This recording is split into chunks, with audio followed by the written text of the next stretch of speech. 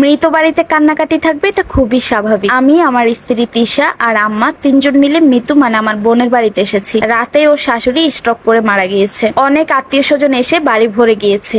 মিতুকে দেখলাম সাদা একটা ওড়না মাথা দিয়ে এক কোণে বসে আছে, আর মিতুর হাজবেন্ড রাহাত হাউ মাউ করে কেঁদে চলছে। বিকেলে দাফন শেষ করে আমরা সবাই বাড়িতে চলে আসছি। প্রায় মাসখানেক পর একদিন ছুটি আমি মিতুর বাসায় গেলাম।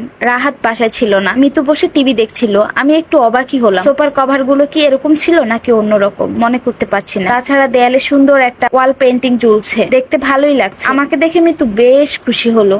আমাকে বললো, ভাইয়া বসো, আমি তোমার জন্য খাবার নিয়ে আসি। আমি বললাম, বেশি কিছু খাবো না, অনেকদিন হলো তোর হাতের লাচ্ছি খাই না। মিতু প্রায় দৌড়ে উঠে চলে গেল, আর কিছুক্ষণের মধ্যে লাচ্ছি নিয়ে ফিরে আসলো আমার কাছে। আমি ওকে জিজ্ঞেস করলাম, এই পেন্টিংটা কি নতুন কিনেছিস? ও আমাকে বলল, তোর পছন্দ হয়েছে ভাইয়া? আমার শাশুড়ি আগে পছন্দ করতো না, তাই কিনা হয়নি। আমার বেডরুমে তোকে একটা জিনিস দেখাবো। ও আমার হাত ধরে প্রায় টানতে টানতে ওর রুমে নিয়ে গেল। ওর রুমটা দেখে বেশ অবাক হলাম। খুব সুন্দর পর্দা, ম্যাচিং করা বেডশিট, নিচে ছোট কার্পেটের মতো কি যেন দিল। এক কথায় ঘরটা দেখে মন ভালো হয়ে যাওয়ার মতো। আমি বললাম, তুই এত সুন্দর সাজাতে পারিস? ও বলল, ভাবি এলে দেখাতাম, আমি রান্নাঘরটা খুব সুন্দর ভাবে গুছিয়েছি। তুই ভাবিকে নিয়ে একদিন আসবি, আমি রান্না করে খাওয়াবো, আমার যা ইচ্ছে সব খাওয়াবো। আমি বললাম, এমন ভাবে বলছিস যেন তুই কোনোদিন আমাদেরকে হ্যাঁ, খাইয়েছি, কিন্তু আমার ইচ্ছে মতো তো কখনো খাওয়াতে পারিনি। এবার আমার ইচ্ছে মতো রান্না করে খাওয়াবো। আমি বললাম, তোর কি হয়েছে মিতু, আমাকে বলতো।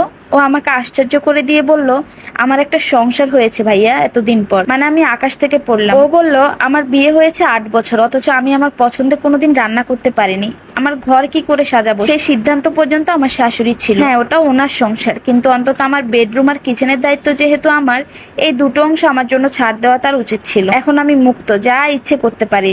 রাহাত এসবের খেয়াল করে না। আমি বললাম, তোর শাশুড়ি মারা গেছে, তোর কষ্ট লাগে না? তখন মিতু বলল, ভাইয়া তোর কাছে কিচ্ছু লুকাবো না, বিশ্বাস কর, উনি মারা যাওয়াতে আমি একটুও কষ্ট পাইনি। তবে যে আনন্দ পেয়েছি তাও না, কারণ রাহাত ভীষণ কষ্ট পেয়েছে, আর স্বামীর কষ্টতে স্ত্রীরা আনন্দিত হতে পারে না। তবে একটা পাখিকে দীর্ঘদিন খাঁচায় আটকে রাখার পর যদি তাকে ছাড়া হয়, তাহলে সেই আনন্দ অনেক গুণ বেড়ে যায়। আমি হয়তো খারাপ মেয়ে, তাই মাঝে মাঝে চিন্তা করতাম বুড়িটা মরবে কবে। তাছাড়াও কথায় কথায় খোটা দেওয়া, গালমন্দ করা, এসব তো ছিলই। ও বলল, সংসারের নেশা বড্ড কঠিন রে ভাইয়া, মেয়েরা নেশায় পাগল হয়ে থাকে, কিন্তু বেশিরভাগ মেয়ের কপালে এটা জুটে না। কিছুক্ষণ জিম মেরে বসে থেকে বাসায় ফিরে এলাম। নিজেকে মনে মনে খুব অপরাধী লাগছে, কারণ আমার মাও তো তিশার সাথে তেমন একটা ভালো আচরণ করে না, কিংবা তাকে পূর্ণ স্বাধীনতা দেয় না। আচ্ছা, আমার স্ত্রী তিশাও কি নিজে মনে মনে আমার মায়ের মৃত্যু কামনা করছে? হয়তো করছে, তা না হলে সে নিজের একটা সংসার পাবে না। মনে পড়ে গেল মৃত্যুর কথাগুলো। সংসার পাবার নেশা মেয়েদের জন্য বড্ড কঠিন রে ভাইয়া। আমি প্রায় শিওরে উঠলাম, কেউ একজন আমার মায়ের মৃত্যু কামনা করছে। যত তাড়াতাড়ি মৃত্যু হবে সে তত খুশি হবে, হয়তো বহিঃপ্রকাশ করবে না। আমার বোন যেমন করেনি। আমার গা কেমন গুলিয়ে উঠলো। আচ্ছা, এখন আমি কি করব বুঝতে পারছি না, সব গুলিয়ে যাচ্ছে।